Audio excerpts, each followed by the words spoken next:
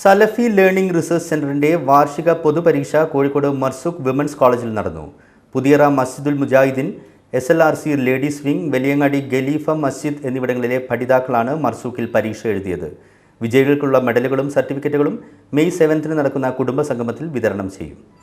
കേരളത്തിൽ വൈജ്ഞാനിക രംഗത്ത് 27 വർഷം പൂർത്തിയാക്കിയ ഓപ്പൺ യൂണിവേഴ്സിറ്റിയാണ് SLRC എന്ന ചുരുക്കപ്പേരിൽ അറിയപ്പെടുന്ന സലഫി ലേണിംഗ് ആൻഡ് റിസർച്ച് സെന്റർ. അതിന്റെ വാർഷിക പൊതുപരീക്ഷ കോഴിക്കോട്, കണ്ണൂർ, മലപ്പുറം, എറണാകുളം എന്നീ ജില്ലകളിൽ നടന്നു. കോഴിക്കോട് മർസൂഖ് വുമൺസ് കോളേജിലായിരുന്നു പരീക്ഷാ കേന്ദ്രം. വിവിധ കേന്ദ്രങ്ങളിലായി 5000-ലധികം പഠിതാക്കൾ പരീക്ഷ എഴുതി.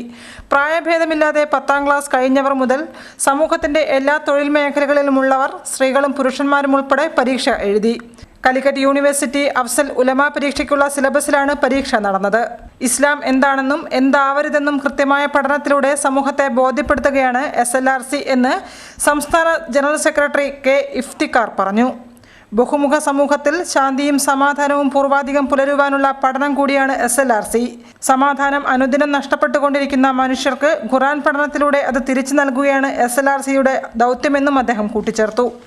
ഖുർആൻ മതപഠനമെന്ന് പറഞ്ഞാൽ അറബി ഭാഷയുടെ പിൻബലത്തോടു കൂടി, അഥവാ വ്യാകരണ രീതിയും ചരിത്രവും പ്രവാചകൻ്റെ ജീവിതചര്യയുമെല്ലാം അവലംബിച്ചുകൊണ്ട് ആ സിലബസിൽ ഉൾപ്പെടുത്തിക്കൊണ്ട് ഒരു സർവകലാശാല സിലബസ് എപ്രകാരമാണോ രൂപം കൊടുത്ത് പ്രവർത്തിക്കുന്നത് ആ രീതിയിലുള്ള സിലബസ് സ്വീകരിച്ചുകൊണ്ടുള്ള ഒരു പഠനമാണ് SLRC നിർവഹിച്ചു കൊണ്ടിരിക്കുന്നത്. ഇതിലൂടെ ഒരു നല്ല വിശ്വാസിയെ വാർത്തെടുക്കുകയും ശേഷം സമൂഹത്തിന് ഉതകുന്ന നല്ല പൗരന്മാരെ രാജ്യത്തിന് സൃഷ്ടിക്കാനുള്ള പരിശ്രമത്തിലാണ് SLRCയുടെ പ്രവർത്തനം. വിജയികൾക്കുള്ള ഗോൾഡ് മെഡൽ അടക്കമുള്ള പുരസ്കാരങ്ങളും സർട്ടിഫിക്കറ്റുകളും മെയ് 7 കോഴിക്കോട് ടാഗോർ ഹാളിൽ നടക്കുന്ന ചടങ്ങിൽ വിതരണം ചെയ്യും. SLRC director KV Abdul Latheef Moulavi, സംസ്ഥാന പ്രസിഡന്റ് P. ഹാറൂൺ, സംസ്ഥാന general secretary K. Iftikhar, doctor Hamsa Thayyil, MM Muhammad Koya, doctor Kamal Hussain, KV Abdul Azeez തുടങ്ങിയവർ പരീക്ഷാ നടത്തിപ്പിന് നേതൃത്വം നൽകി.